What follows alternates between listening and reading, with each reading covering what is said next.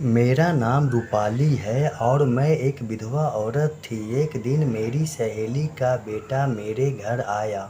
उसे शहर में कुछ काम था। वह मुझे बहुत अच्छा लगने लगा था, लेकिन वह था कि मुझसे इतना शर्माता था कि मैं उससे ज़्यादा कुछ कह नहीं पाती थी। लेकिन फिर भी मैं बहाने से उसे अपने पास बिठाकर इधर उधर की बातें करती थी।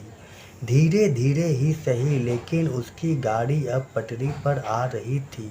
लेकिन हमारे पास ज़्यादा वक्त नहीं था, क्योंकि वह बस एक हफ्ते के लिए ही आया था। एक दिन जब मैं नहा रही थी तो उस वक्त मेरा बेटा स्कूल गया हुआ था।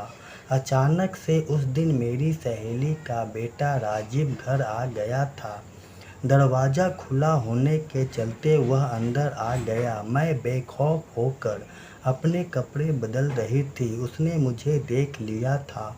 मैं झट एक तरफ हो गई थी। कपड़े बदलकर मैं उसके कमरे में गई ही थी कि उसने मुझसे कहा, माफ़ कीजिएगा, मुझे पता नहीं था इस कारण ऐसा हुआ। मैं बोली, कोई बात नहीं है राजीव। वह मेरी तरफ बड़े ही गौर से देख रहा था।